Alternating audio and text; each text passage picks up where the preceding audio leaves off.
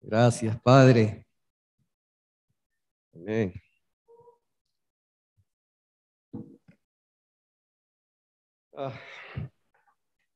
Lo que vamos a hablar ahora es una confirmación de lo que hemos estado hablando las dos últimas prédicas sobre la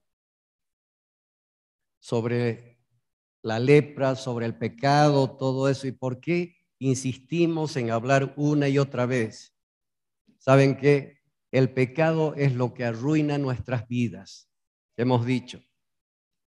El pecado es lo que destruye familias. El pecado es lo que nos separa de Dios, nos separa de Dios. Y hemos sido creados para tener intimidad, para tener cercanía con Dios, comunión con Dios.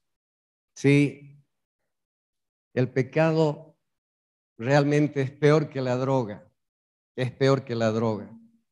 Y estuve viendo un video de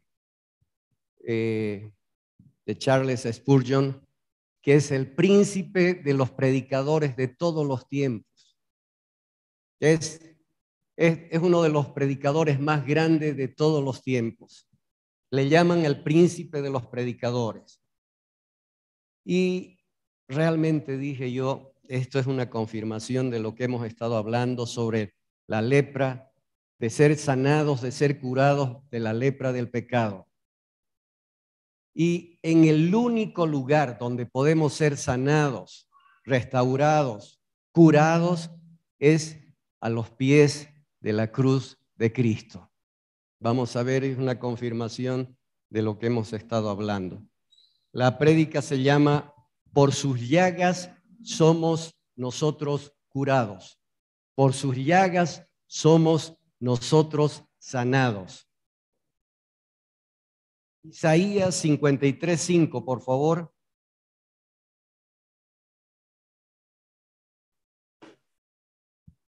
Isaías 53:5.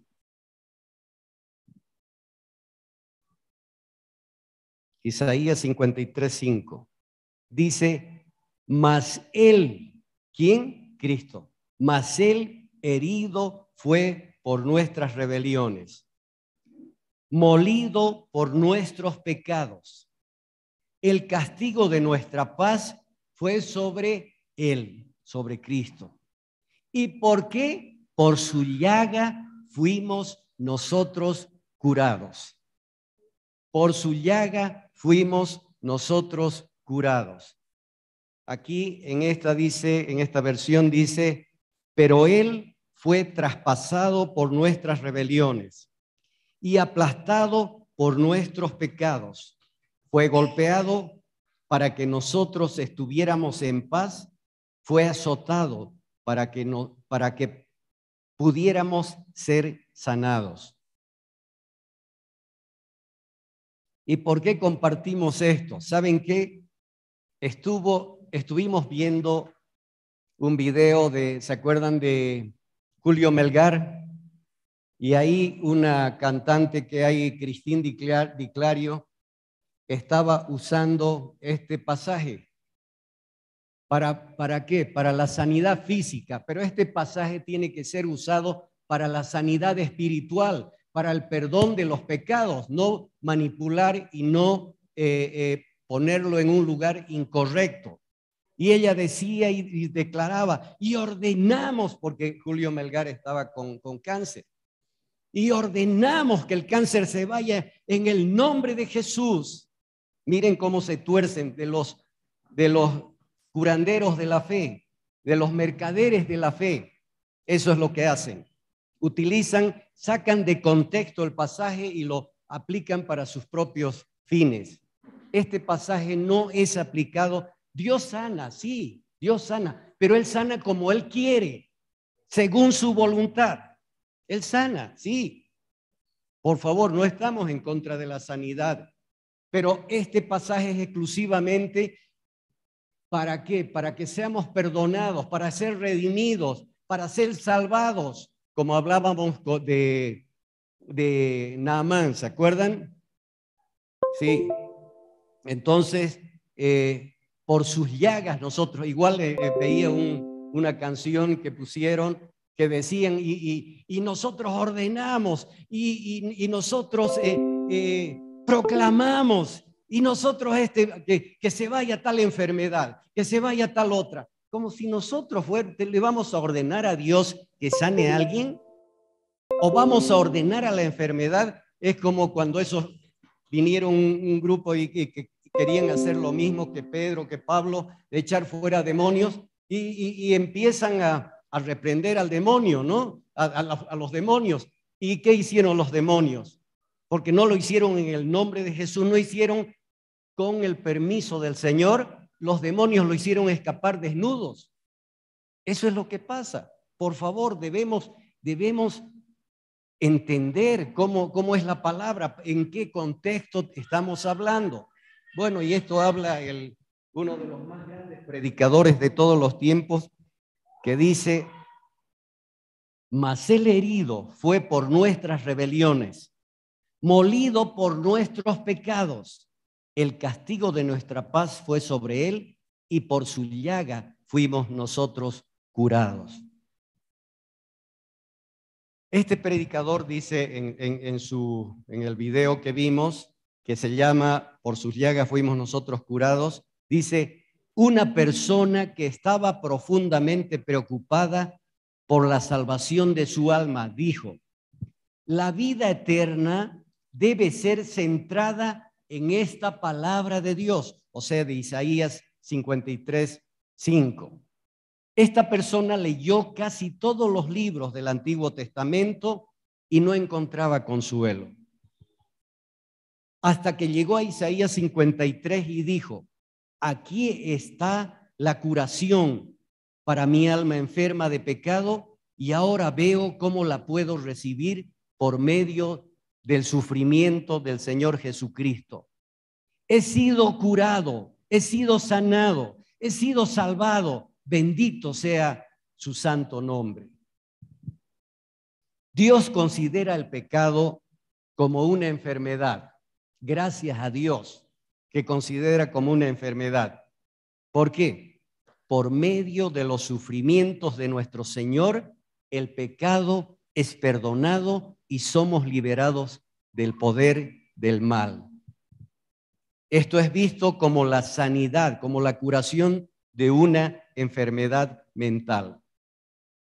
El Señor trata el pecado como una enfermedad, pues si lo tratase como pecado y nos convocara a su tribunal para que respondiésemos por él, nos hundiríamos de inmediato sin ninguna esperanza, pues no podríamos responder a sus acusaciones ni defendernos de su justicia. En gran misericordia nos mira en bondad y piedad y trata nuestras perversas costumbres como enfermedades que deben ser curadas, en lugar que rebeliones que deben ser castigadas. Aunque el pecado sea una enfermedad, es mucho más grave que eso. Si nuestras iniquidades fueran el resultado de una enfermedad, podríamos reclamar piedad y no juicio. Pero nosotros pecamos, voluntariamente elegimos el mal, pecamos en el corazón, somos moralmente responsables de que el pecado sea un mal infinito. Nuestro pecado es nuestro crimen y nuestra calamidad. Sin embargo, Dios lo mira de otra manera por un tiempo. ¿Para qué? Para poder tratar con nosotros y darnos una esperanza. Él mira la enfermedad del pecado y no mira todavía la perversión del pecado. ¿Y por qué lo hace? Lo hace por una razón. Los hombres se entregan a vicios escandalosos. Con frecuencia, aquellos que se entregan a vicios escandalosos, con frecuencia son juzgados con compasión por sus semejantes. Los demás, ¿cómo los juzgan? Aquellos que se entregan a esos vicios escandalosos, pues los consideran no solamente malvados, sino hasta locos.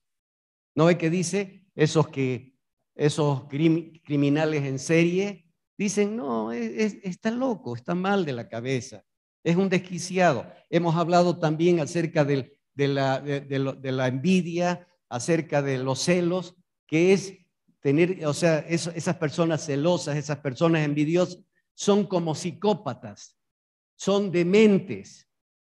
Entonces, el ser propensos al mal usualmente se lo asocia a un desorden mental o también como una enfermedad física. Ellos creen que es una enfermedad física, algún desarreglo en su cuerpo, en su organismo. Eso cree la gente.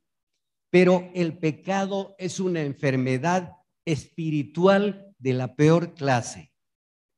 El pecado es una enfermedad que la condición humana no la necesita, ni es una parte integral de la naturaleza humana según fue creada por Dios. Cuando Dios creó al hombre, no lo hizo para que se involucrara en el pecado, sino que sea libre del pecado. Así fue creado Adán, pero desobedeció y toda la humanidad estamos pagando el precio. El Hijo del Hombre, Jesús, nuestro Señor Jesús, que era perfectamente hombre, no cometió pecado. Cuando estuvo aquí, no cometió pecado, ni se halló engaño en su boca. ¿Qué significa esa palabra? Ni se halló engaño en su boca. Significa nunca mintió, no hubo mentira en sus labios. Él es nuestro ejemplo. El pecado es anormal, no es algo normal. Es un tipo de crecimiento canceroso que no debía de estar dentro del alma. El pecado trastorna la condición humana. El pecado deshumaniza al hombre y es destructivo para él. Lo despoja de su corona, lo despoja de la luz de su mente y del gozo de su corazón. ¿Qué dice David cuando pecó con Betsabé? ¿Qué dice David? Cuando pequé, se envejecieron, cuando callé, se envejecieron mis huesos. Era mi clamor de día y de noche, mi sentir, mi tortura.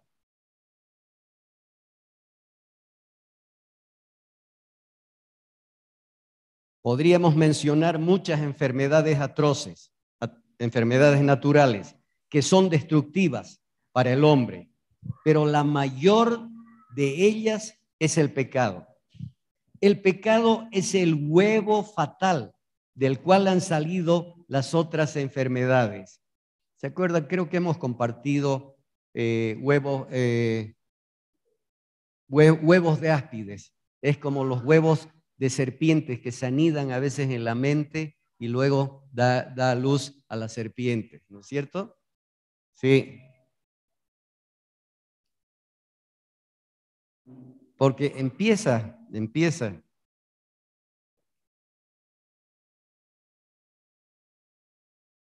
El pecado, miren esto, el pecado hace que el cuerpo gobierne al alma. ¿Cuál es el plan de Dios? Que el espíritu gobierne el alma y el alma al cuerpo, pero se trastoca todo y el cuerpo es el que está gobernando al alma, o sea, cambiando el orden que Dios estableció. Dice, lo normal, lo natural es que el hombre debe montar en el caballo, ¿no es cierto? ¿Sí o no? Pero en el pecador, el caballo monta en el hombre. La mente debe mantener bajo control los instintos y las inclinaciones animales, pero en muchos hombres lo animal aplasta lo mental y lo espiritual. Por ejemplo, muchas personas viven como si comer y beber fuera lo más importante de la existencia. Viven para comer en vez de comer para vivir. En este caso, las facultades son desquiciadas o trastornadas por el pecado. y como resultado actúan con capricho y no pueden actuar como personas normales. El equilibrio de las fuerzas vitales es gravemente afectado, así como una enfermedad del cuerpo es un desorden en lo natural, es un desorden del organismo, así el pecado es el desorden del alma. La naturaleza está descompuesta. El hombre ya no es más un hombre, está muerto por causa del pecado, tal como se le advirtió al principio. ¿Qué le dice Dios a Adán? El día que de él comieres, ciertamente morirás. El hombre está dañado a consecuencia del pecado, está enfermo, está paralizado, está contaminado, podrido por la enfermedad. Así como estaba Naamán con su lepra, ¿no es cierto? El pecado no muestra su verdadero carácter. ¿Acaso es como un alcohólico? Un alcohólico le dices, pero está mal lo que estás haciendo. No, no, no, yo controlo. Yo puedo beber cuando quiera. Puedo dejar de beber cuando quiera. No reconoce su pecado, o el drogadicto igual, el pecador. Nunca dice soy pecador y siempre buscando excusas, siempre tratando de justificar su error y utilizando la gracia de Dios para tapar su pecado. Por favor, ¿saben qué? Nadie es tan astuto como para tratar de engañar a Dios. Por favor, tarde o temprano,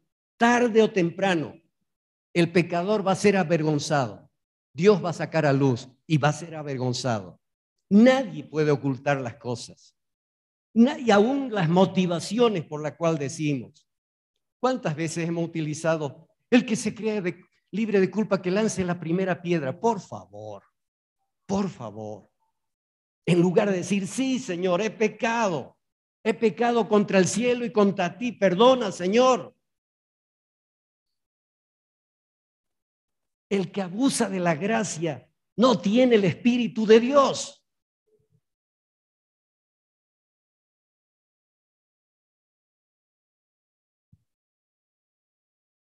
El hombre pecador está dañado, está enfermo, está paralizado, contaminado, podrido por la enfermedad. El pecado no muestra su verdadero carácter, no muestra cómo es verdaderamente, ni el daño que causará al hombre, ni a los que le rodean.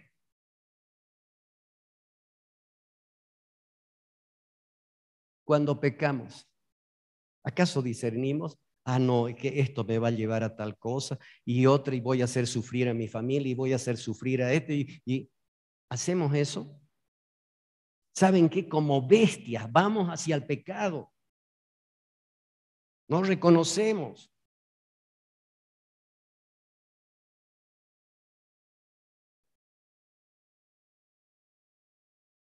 El pecado, como la enfermedad, trabaja para debilitar al hombre. La energía moral es dañada a tal grado que casi ya no existe la conciencia. La conciencia es la que viene y nos dice primero, ¿no? Nos dice, estás haciendo mal. Pero cuando el pecador insiste, se cauteriza la conciencia. ¿Sí?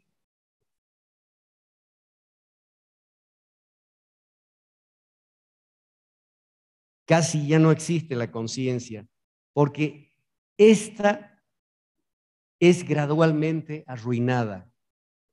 Hay una canción que no han puesto que dice que nadie cae de un día para otro. ¿No ve? Hay una canción, nadie cae de un día para otro. ¿La tienes esa? Ya. No importa, después vamos a poner. Dice, cuidado tus pequeños pies, a dónde te guían. Cuidado tus pequeños oídos, lo que oyes. Cuidado tus pequeños labios, lo que hablas. Nadie cae de un día para otro. Es poco a poco, poco a poco. Ay, igual que David. 1 año estuvo sin que nadie le dijera nada de su pecado y él dijo, me he librado.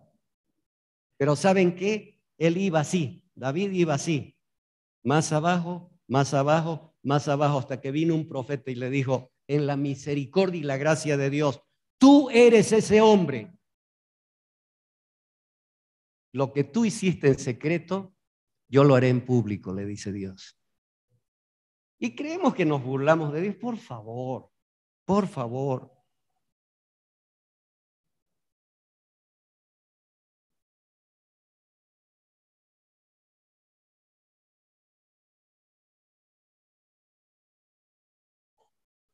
Ya no existe, casi ya no existe la conciencia, está gradualmente arruinada.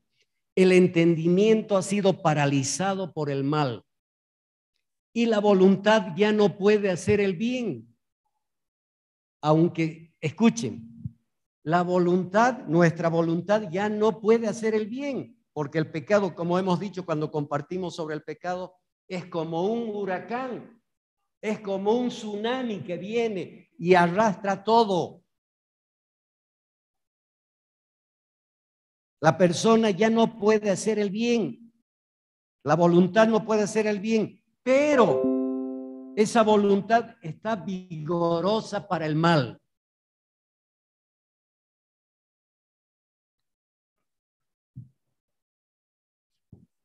El principio, seguimos hablando del pecado, con el pecador, el principio de integridad y virtud, que es una verdadera fortaleza para el hombre, es debilitado y anulada por la maldad. El hombre no puede discernir entre el bien y el mal. Esta debilidad es el resultado directo de la enfermedad del pecado, que ha debilitado nuestra condición humana. El pecado es una enfermedad que en algunos casos causa dolor y angustia extremos, pero que en otras ocasiones apaga la sensibilidad. Por ejemplo, hombres que abandonan a sus hijos y esposas y no saben si comen o no. ¿Acaso no insensibiliza el pecado? Hemos hablado de esa vez que compartimos sobre el pecado de hombres jugadores que pierden todos sus bienes, no les importa sus familias, o que se van en pos de otra mujer y no les importa sus hijos, sus familias. Insensibiliza el pecado.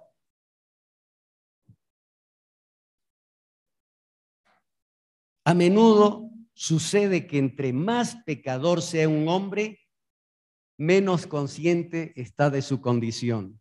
¿O no? ¿O no? Mira, estás yendo más hondo y más hondo. No, yo estoy bien. A ver, pregúntale al alcohólico. No, yo estoy bien. Ya vive bajo los puentes, pero nunca reconoce que es un bebedor, que es un pecador. Pero, ¿qué dice la sociedad? No, es que está mal de la cabeza. Lo que está mal es del alma. Se comentaba acerca de un criminal que muchas personas lo creían inocente, porque cuando fue acusado de asesinato no mostró la menor emoción. Hemos dicho que insensibiliza. Ese calamitoso autocontrol que él mostraba hacía presumir su gran familiaridad con el crimen. Si una persona inocente acusada de una gran ofensa, de un gran crimen, horrorizada por esa acusación, si analizamos todas las circunstancias y distinguimos entre el pecado y la vergüenza, el que comete un acto vergonzoso ni se sonroja cuando es acusado por ese crimen.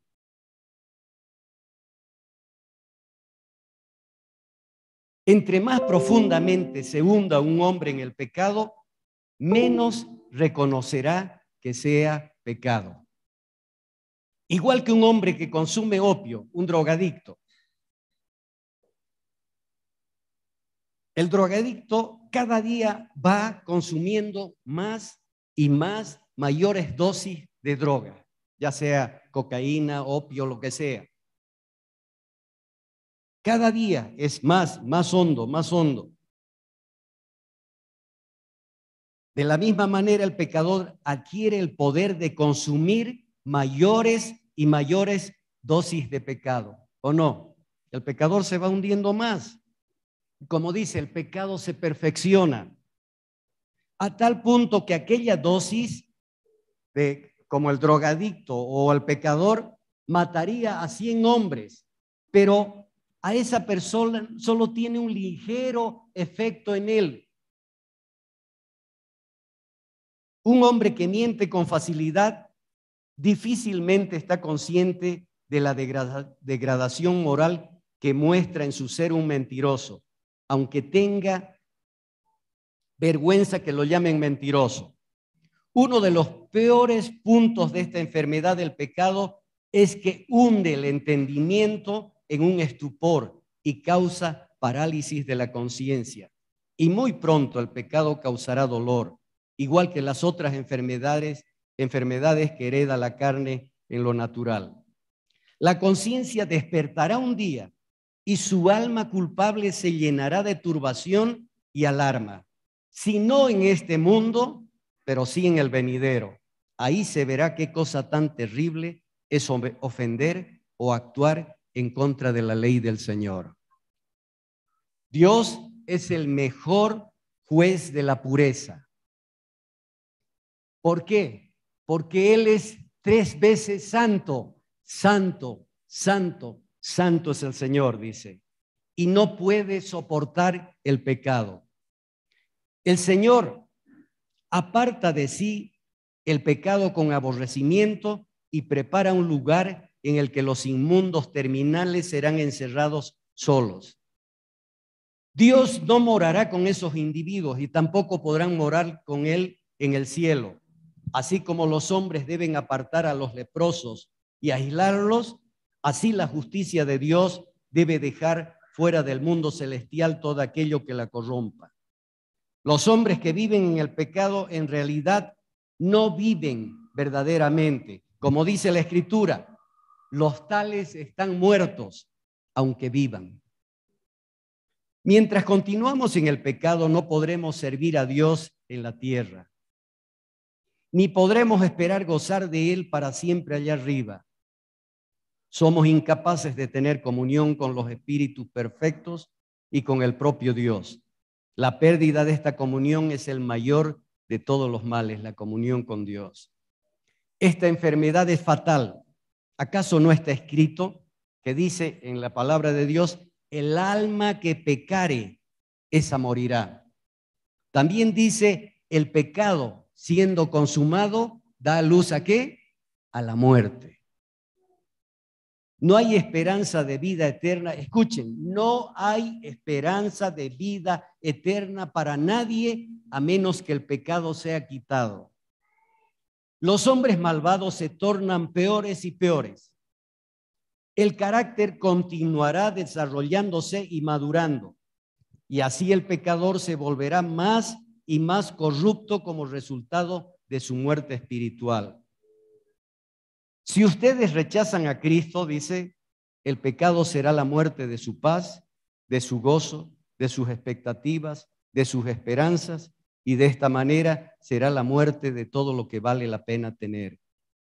En el caso de otras enfermedades, la naturaleza puede vencer a la dolencia, enfermedades naturales, y ustedes podrían ser restaurados, pero en el caso del pecado, si no está la intervención divina, nada hay delante de ustedes sino la muerte eterna. Dios, por tanto, en su misericordia, trata el pecado como una enfermedad, porque es una enfermedad. Y quiero que sepan, dice el autor, que así es. Solo así agradecerán al Señor por tratar de esta manera con ustedes. Muchos hemos sentido que el pecado es una enfermedad y que hemos sido sanados de ella, dice. Si tan solo otros pudieran ver cuán grandemente maligno es pecar contra el Señor. Se trata de una enfermedad contagiosa y mortal. Dios trata el pecado como una enfermedad y muestra el remedio para esta enfermedad. Dice, como hemos leído en Isaías 53:5, por sus llagas hemos sido sanados. Les ruego que con reverencia y mucha seriedad, dice el autor, me acompañen con sus meditaciones durante unos cuantos minutos mientras les presento las heridas de nuestro Señor Jesús. Dios resolvió restaurarnos y por eso envió a su unigénito Hijo para que descendiera a este mundo y tomara nuestra naturaleza para consumar nuestra redención. Él vivió como un hombre entre los hombres y en el tiempo señalado, después de 30 o más años de servicio, llegó el momento en que debía hacernos el mayor servicio de todos. Fue el de ponerse en nuestro lugar y soportar el castigo de nuestra paz. Él fue a Getsemaní y allá con el primer sorbo de nuestra amarga copa, sudó grandes gotas de sangre. Fue al pretorio de Pilato y al tribunal de Herodes y allá bebió más sorbos de dolor y de escarnio. En nuestro lugar y posición. Por último, lo llevaron a la cruz y allá lo clavaron para que muriera en nuestro lugar. Dice en la palabra de Dios, el justo por los injustos, para llevaros a Dios. La palabra heridas, por sus heridas, fuimos por sus llagas, otros dicen. La palabra heridas es usada para declarar sus sufrimientos, tanto del cuerpo como del alma. Cuando hemos visto la pasión de Cristo, solo hemos visto el sufrimiento de Cristo en su cuerpo, ¿no es cierto? Las heridas de su cuerpo, pero ¿qué de su alma? ¿Se habla de su alma? Nada. Nada. Y eso es lo más doloroso, ha sido las heridas de su alma. Todo Cristo fue hecho un sacrificio por nosotros. Su humanidad entera sufrió y en su cuerpo compartió con su mente un dolor que nunca podría ser descrito. En el principio de su pasión, él se encontraba en agonía y de su cuerpo destiló tan copiosamente un sudor sangriento que caía hasta el suelo. Es muy raro que un hombre sude sangre o transpire. Ha habido 1 o 2 casos de eso y han sido seguidos por una muerte casi instantánea. Pero nuestro Salvador vivió y vivió después de una agonía que para cualquier otro habría sido fatal. Antes de que pudiera limpiar de su frente esas terribles gotas de sangre, lo llevaron con gran rapidez a la casa del sumo sacerdote. En plena noche lo ataron y se lo llevaron. Enseguida lo llevaron a Pilatos y Herodes. Estos lo hicieron azotar y sus soldados le escupieron en la cara y lo abofetearon. Y pusieron una corona de espinas. La flagelación es una de las más terribles torturas que la milicia pudiera aplicar. El azote romano era fabricado con los tendones de los novillos que eran retorcidos para formar nudos. Y en esos nudos eran insertadas astillas de huesos y fragmentos de huesos de la cadera de las ovejas. El látigo caía sobre la espalda desnuda de Cristo. Y dice en la palabra de Dios, sobre mis espaldas araron los aradores, hicieron largos surcos. Nuestro Salvador fue destinado a soportar el horrible dolor del látigo romano, y esto no como el final de su castigo, sino como algo antes de la crucifixión. A esto le añadieron las bofetadas y además le arrancaron el cabello. No le escatimaron ninguna forma de dolor. Y así, desfalleciendo por la pérdida de sangre y del ayuno, lo obligaron a llevar su cruz hasta que otro fue forzado a ayudarlo, tratando de prevenir en su crueldad que la víctima muriera en el camino. Lo desnudaron, lo derribaron y lo clavaron al madero. traspasaron sus manos y sus pies, alzaron el madero o la cruz con su cuerpo clavado a él, y luego que hicieron, lo hundieron violentamente su base en el suelo, de tal forma que sus miembros fueron dislocados. Según el lamento del Salmo 22 dice, he sido derramado como aguas y todos mis huesos se descoyuntaron. Clavado bajo el sol ardiente hasta que la fiebre acabó con su fuerza y dijo, mi corazón fue como cera derritiéndose en medio de mis entrañas. Como un tiesto se secó mi vigor y mi lengua se pegó a mi paladar y me has puesto en el polvo de la muerte. Allá colgado como un espectáculo ante Dios y los hombres, el peso de su cuerpo fue sostenido por sus pies hasta que los clavos rompieron sus tiernos nervios. Luego el doloroso peso comenzó a arrastrar sus manos, rasgándolas. Cuán terrible habrá sido el tormento causado por ese clavo que rasgaba las delicadas partes de las manos y de los pies del Señor. Ahora el dolor corporal estaba por todo su torturado esqueleto, siempre rodeado de sus enemigos, quienes sacaban sus lenguas con burla de sus oraciones y alegrándose de sus sufrimientos. Él clamó, tengo sed, y le dieron vinagre mezclado con hiel. Después de un tiempo, dijo, consumado es. Él había soportado el dolor hasta su límite, y solo entonces entregó el espíritu. Los santos hombres del pasado se han explayado con mucho amor sobre los sufrimientos corporales de nuestro Señor. ¿Para qué? Para que los pecadores puedan ver la salvación en estas dolorosas heridas del Redentor. No es fácil describir cuánto sufrió en su cuerpo nuestro Señor. Todos fallamos al hacerlo, pero los sufrimientos de su alma nadie podría concebir y mucho menos expresarlos. Al comienzo dijimos que sudó grandes gotas de sangre. Eso fue su corazón que estaba expulsando el terrible dolor de una depresión de espíritu, diciendo, mi alma está muy triste hasta la muerte.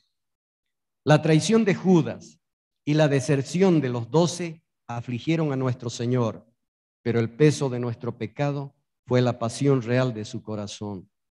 Nuestra culpa fue el lagar que exprimió de él el jugo de la vida, de su vida.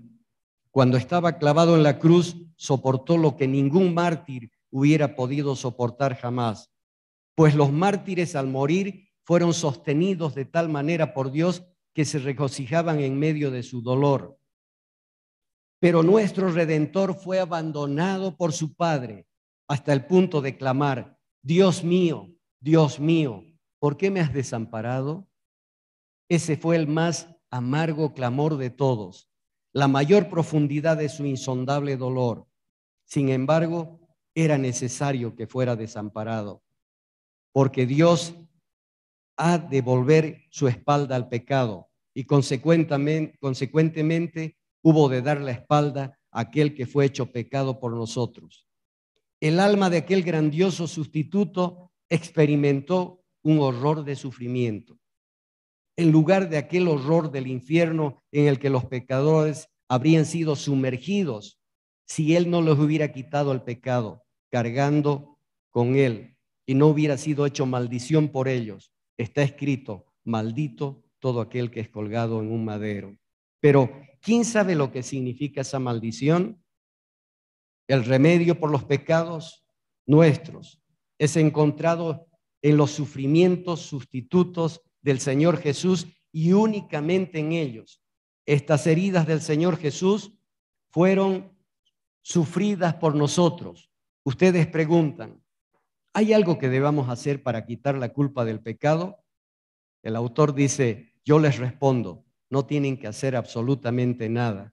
Por las heridas de Jesús somos sanados. Él ha soportado todas esas heridas y no queda ninguna para que las soportemos nosotros. Pero dicen, pero no debemos creer en Él. Sí, ciertamente. Si yo digo de un cierto ungüento que sana, necesitan unas vendas con las que puedan aplicar el ungüento a la herida. La fe es el lino que sostiene el emplasto de la reconciliación de Cristo contra la llaga de nuestro pecado. La venda con el ungüento que se aplica a la llaga no sana. Esa es la obra del ungüento. De igual manera, la fe no sana. Esa es la obra de la expiación de Jesucristo.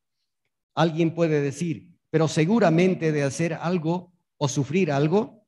Yo respondo, no debes poner nada junto a Jesucristo, pues lo deshonrarías grandemente. Solo debes confiar en las heridas de Jesús y nada más para tu salvación. Pues la palabra de Dios no dice, sus heridas ayudan a sanarnos, sino por sus heridas hemos sido sanados. Otro dice, pero debemos arrepentirnos. Yo le respondo, debemos arrepentirnos. Pues, escuchen, pues el arrepentimiento es el primer signo de curación, es el primer signo de la sanidad. Si hemos sido salvados, si hemos sido sanados, si hemos sido curados, tiene que haber arrepentimiento, porque es el primer signo, la primera muestra de que hemos recibido todo eso. Pero las heridas de Jesús nos sanan y no nuestro arrepentimiento. Eso es una consecuencia de la sanidad. Estas heridas, cuando son aplicadas al corazón, obran arrepentimiento en nosotros. De esa manera, odiamos el pecado que causó que Jesús sufriera. Cuando ustedes confían inteligentemente que Jesús sufrió por ustedes, entonces descubren el hecho de que Dios nunca los castigará por la misma ofensa por la que murió Jesús. Su justicia no permitirá que la deuda deba ser pagada, primero por la fianza y luego otra vez por el dolor. La justicia no puede exigir una recompensa dos veces. Si mi fianza sangrante ha llevado mi culpa, entonces no puedo llevarla yo. Al aceptar que Cristo sufrió por mí, he aceptado una completa exoneración de la responsabilidad judicial. He sido condenado en Cristo y por tanto no hay ninguna condenación posterior para mí. Ese es el fundamento de la seguridad del pecador que cree en Jesús. Él vive porque Jesús murió en su lugar. Es aceptable delante de Dios porque Jesús es aceptado. La persona por quien Jesús es sustituto debe quedar libre. Nadie puede tocarle. Es inocente. El que cree en él no es condenado, dice la palabra. También dice, por sus heridas hemos sido sanados. He tratado de mostrarles a ustedes la enfermedad y el remedio. Ahora deseo mostrar el hecho de que este remedio es efectivo de inmediato, donde quiera que se aplique. Las heridas de Jesús sanan efectivamente a los hombres. Nos han sanado a muchos de nosotros. Con frecuencia oigo que la gente dice, si tú predicas que la fe en Jesucristo salva a los hombres, ¿serán descuidados acerca de vivir santamente? No he visto ningún efecto pernicioso o derivado de esa confianza. Más bien he visto exactamente lo contrario. Doy testimonio de que los peores hombres se convierten en los mejores cuando creen en el Señor Jesús. Estas heridas sanan de manera sorprendente las enfermedades morales de aquellos que parecían que no tenían remedio o cura. El carácter es sanado. He visto que el borracho se vuelve sobrio, que la ramera se vuelve casta, que el hombre colérico se vuelve gentil, que el avaro se vuelve liberal y que el mentiroso se vuelve sincero, simplemente al confiar en los sufrimientos de Jesús. Los hombres han de ser juzgados por sus frutos. Y si los frutos no son cambiados, escuchen, los hombres han de ser juzgados por sus frutos. Dice, por sus frutos los conoceréis, dice la palabra. Y si los frutos no son cambiados, el árbol no ha sido cambiado. El carácter lo es todo. Si el carácter no es cambiado, el hombre no es salvado. Pero nosotros decimos esto sin miedo a contradecirnos, que el sacrificio expiatorio aplicado al corazón sana la enfermedad del pecado. El que cree en Jesús es santificado, así como también justificado. Por fe se convierte en un hombre totalmente cambiado. La conciencia es sanada de su remordimiento. El pecado aplastó el alma del hombre, pero al momento en que creyó en Jesús, salta la luz. Con frecuencia pueden ver un cambio en el simple aspecto del rostro del hombre. La nube se disipa en su semblante cuando la culpa desaparece de la conciencia. Muchísimas veces he estado hablando con quienes estaban encorvados por el peso del pecado. Mostraban el aspecto de personas que llenaban el requisito para un asilo de ancianos debido al dolor interno, pero cuando entendieron de que Cristo sufrió por ellos, sus rostros fueron iluminados como si hubiesen tenido un vislumbre del cielo. La gratitud por tan grande misericordia causa un cambio de pensamiento hacia Dios y de esa manera sana el juicio. Y por este medio los afectos son orientados en la dirección correcta y el corazón es sanado. Ahora ya no se ama más al pecado, sino se ama a Dios y se desea la santidad. El hombre es sanado integralmente y la vida entera es cambiada. Muchos de ustedes saben cuán felices los ha hecho la fe en Jesús. Los problemas de la vida pierden su peso y el temor de la muerte cesa. Ustedes se regocijan en el Señor, pues el bendito remedio de las heridas de Jesús es aplicada a sus almas por la fe en Él. El hecho de que por sus heridas hemos sido sanados es un asunto evidente. Me tomaré la libertad de dar mi propio testimonio, dice el autor. Si hubiese sufrido de una terrible enfermedad y mi médico me hubiese dado un remedio que me sanara, no estaría avergonzado de contarles al respecto. Por eso quiero citar mi propio caso como un argumento para que ustedes busquen a mi médico. Hace años, cuando era joven, la carga de mi pecado era muy pesada para mí. No había caído en vicios degradantes, no había sido considerado por nadie como un transgresor especial, pero yo me consideraba así y tenía buenas razones para hacerlo. Mi conciencia era sensible porque estaba iluminada.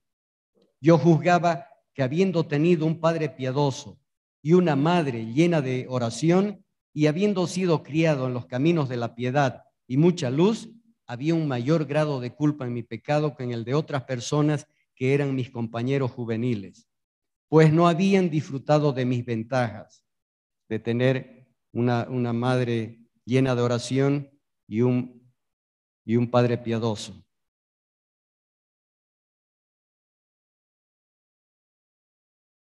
No podía gozar de las diversiones de la juventud porque sentía que había violentado mi conciencia. Buscaba mi aposento en el que me quedaba solo, leía mi Biblia y oraba pidiendo perdón, pero la paz no me llegaba.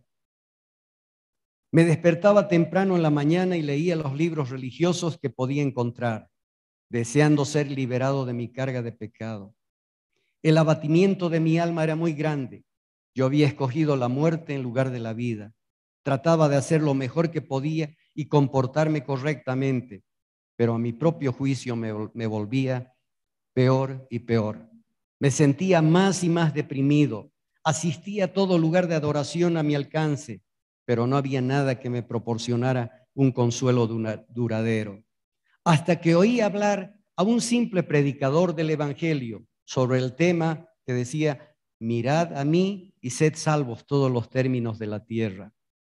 Cuando él dijo que lo único era mirar a Jesús crucificado, no podía creerlo. El predicador prosiguió diciendo: miren, miren, allá está un jovencito bajo la galería, ubicado a la izquierda, que está muy abatido. Él no gozará ninguna paz mientras no mire a Jesús.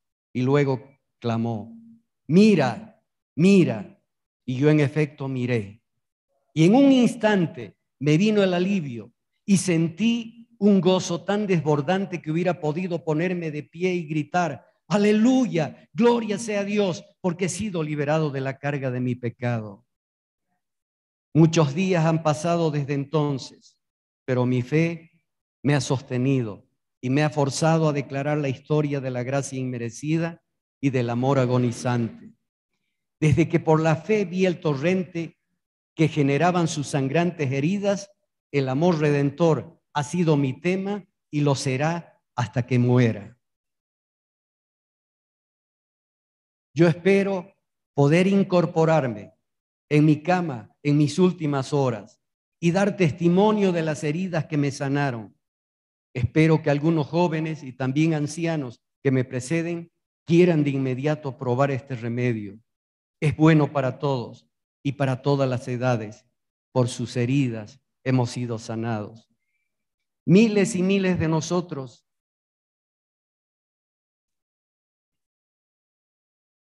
hemos probado y comprobado este remedio.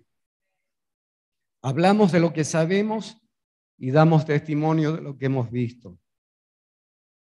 Que Dios conceda que los hombres reciban nuestro testimonio por medio del poder del Espíritu Santo con aquellos que no hubieran probado este maravilloso cúralo todo. Amigo, tú tienes necesidad por naturaleza de la salud del alma, igual que cualquiera de nosotros. Una razón por la que no te importa conocer el remedio es porque no crees que estás enfermo. Yo me encontré un día con un vendedor callejero. Este vendía bastones. Me siguió y me ofreció un bastón. Le mostré el mío, que era un bastón mucho mejor que cualquiera de los que él vendía. Se marchó al instante. Él pudo ver de inmediato que yo no era un probable comprador de sus bastones. He pensado a menudo en esto cuando he estado predicando.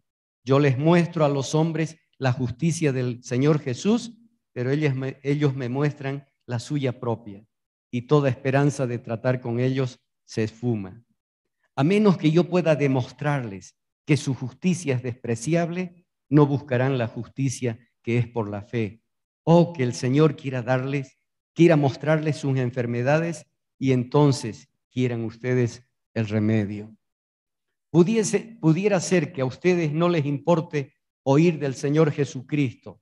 Ah, mis queridos amigos, ustedes tendrían que oír de Él uno de estos días, ya sea para su salvación o para su condenación. El Señor tiene la llave de su corazón y yo confío que les dé una mejor mente, y cuando esto suceda, su memoria recordará mi sencillo discurso y ustedes dirán, efectivamente, recuerdo yo al predicador cuando declaraba que hay salud en las heridas de Cristo. Yo les ruego que no pospongan la búsqueda del Señor. Eso sería una gran presunción de parte suya y una triste provocación a Él. Pero si la hubieren pospuesto, no dejen que el demonio les diga que es demasiado tarde. Nunca es demasiado tarde mientras haya vida. Ahora, mis queridos oyentes, ustedes en este momento han sido sanados o no, han sido sanados por gracia o todavía sufren de su natural enfermedad. ¿Serían tan amables para con ustedes mismos investigar cuál de las dos opciones es aplicable? Muchos dicen, sabemos lo que somos nosotros, pero algunas personas que son más precavidas replican, no lo sabemos con certeza. Amigo, tienes que saberlo. Es preciso que lo sepas. Supongan que le preguntaran a alguien, ¿estás en bancarrota o no? Y que él respondiera, no tengo tiempo para revisar los libros y por tanto no estoy seguro. Yo sospecharía que no podría pagar sus cuentas. ¿No sospecharías tú lo mismo? Siempre que un hombre tenga miedo de revisar sus libros, sospecho que hay algo de lo que tiene miedo. De la misma manera, siempre que una persona dice, no conozco mi condición y no me importa mucho pensar al respecto de ella, podríamos concluir con certeza que las cosas no marchan bien con él. Ustedes deberían saber si han sido salvados o no. El punto es, ¿confías en Jesucristo? ¿Te ha convertido esa confianza en un hombre nuevo? ¿Has sentido la confianza en Cristo de que has sido perdonado? ¿Te ha hecho eso amar a Dios porque te ha perdonado? ¿Se ha convertido ese amor en la principal motivación de tu ser, de tal forma que debido a ese amor a Dios te deleitas en obedecerle? Entonces, eres un hombre que ha sido sanado.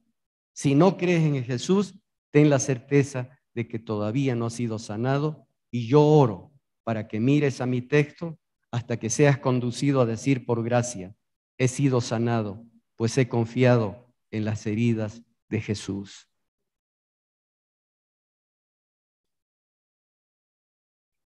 Vamos a orar.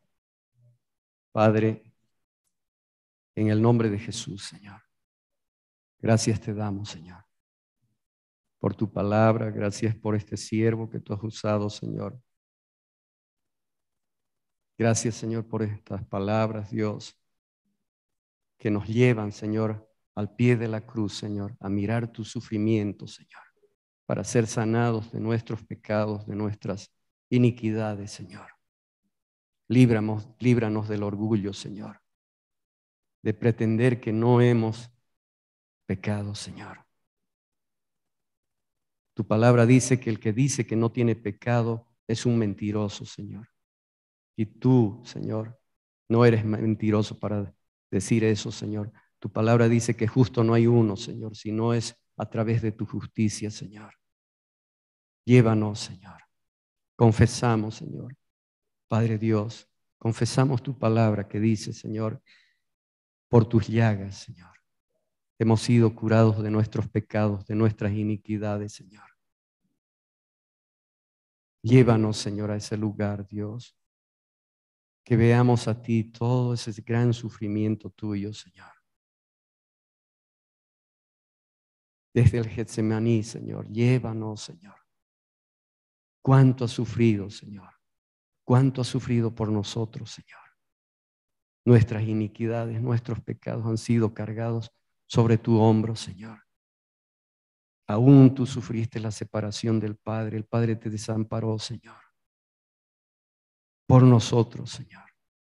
Sufriste esos azotes, Señor. Esa corona de espinas, Señor. Oh Dios. ¿Qué podríamos hacer? Nada, Señor. Solo tu amor, tu gracia y tu misericordia, Señor, que nos lleva a ese lugar para sanar nuestras heridas, Señor. Gracias, Padre. Gracias por ese bendito sacrificio, por ese amor, Señor, hacia nosotros, Dios, al enviar a tu Hijo amado, Señor. Gracias por escogernos, Señor, por predestinarnos, Padre. Líbranos de todo orgullo espiritual, Padre, en el nombre de Jesús, Señor. Tú rechazas al soberbio y das gracia al humilde, Señor. Venimos a ti con nuestra necesidad, Señor, con nuestra impotencia, con nuestra pobreza. Venimos delante de ti, Señor. Porque solo en ti, Señor, vamos a ser hechos ricos, Señor. Ricos en tu justicia, Señor. Somos hechos familia tuya, Señor. Y podemos decir, Señor, a través de tu amado Espíritu Santo que sopla vida en nosotros, Señor, en ese lugar, Señor, podemos decir, Abba Padre, Señor. Nosotros merecíamos ese castigo, Señor. Y tú lo llevaste, Señor. Porque nosotros, ¿cómo podríamos soportar, Señor, si la paga del pecado es muerte, Señor? Estábamos muertos en nuestros delitos y pecados, Señor. Y tú los tomaste, Señor. Solo llévanos a ese lugar, Señor. Llévanos a ese lugar, Señor. Llévanos a ese lugar donde nuestras heridas, Señor, donde tus heridas nos sanan, Señor. Sana nuestras iniquidades, nuestros pecados, Señor. Llévanos, Señor. Llévanos al pie de la cruz, Señor. Y gracias, Dios. Conscientes, Señor, de tu sacrificio, Señor. Conscientes de tu amor y de tu gracia, Señor. Solo en ese lugar encontramos tu gracia, Señor. Solo en ese lugar, Señor. ¿Puedes poner el Calvario? No, el Calvario. Gracias, Padre. Pongámonos de pie, por favor.